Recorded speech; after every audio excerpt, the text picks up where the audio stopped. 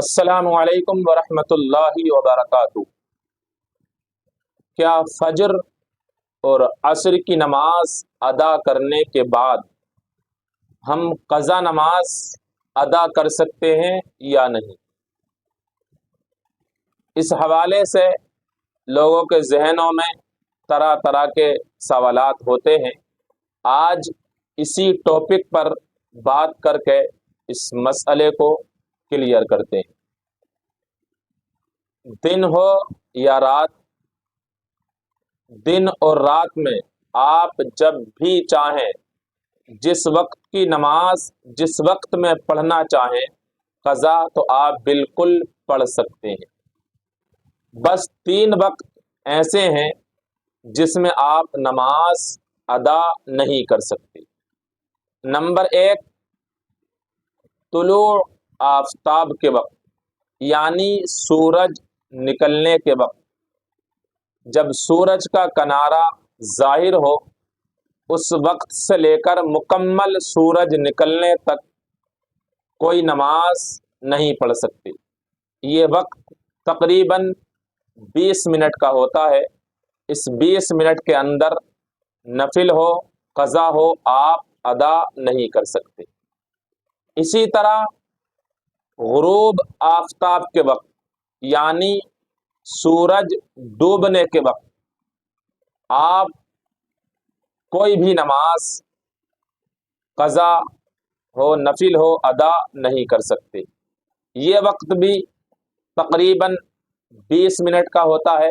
इस 20 मिनट के अंदर आप नमाज नहीं पढ़ सकते। इसी तरीके से दोपहर के वक्त में, जो ज़वाल का वक्त कहा जाता है, ये मौसम के एतबार से अलग अलग इसका वक्त होता है और इलाके के एतबार से भी अलग अलग इसका वक्त होता है। तो आप अपने इलाके की, अपनी बस्ती की मस्जिद के इमाम से जाके मालूमात हासिल करें कि हज़रत बताइए कि ज़वाल का वक्त कब से कब तक है। ये भी तकरीबन 35 से 40 या 30 मिनट इलाके के एतबार से, मौसम के एतबार से होता है। या आप मस्जिद में टाइम टेबल वाला नक्शा, कैलेंडर लगा रहता है, उसमें भी देख सकते हैं। तो आप इस 30-40 मिनट के अंदर भी कोई नमाज अदा नहीं कर सकते। इसके अलावा 3 वक्तों के अलावा जब भी चाहें आप जिस वक्त की क़ज़ा अदा करना चाहें तो अदा कर सकते हैं, कोई कराहत नहीं है। असर की नमाज अदा करने के बाद भी आप अपनी क़ज़ा नमाज पढ़ सकते हैं जब तक के सूरज डूबने का आगाज़ ना हो। यानी सूरज डूबना शुरू हो जाए, ये वक्त 20 मिनट का है, तो अब आप असर के बाद भी क़ज़ा नमाज अदा नहीं कर सकते। इसी तरीके से फजर की नमाज अदा करने के बाद भी आप अपनी क़ज़ा नमाज अदा कर सकते हैं जब तक के सूरज निकलना शुरू हो।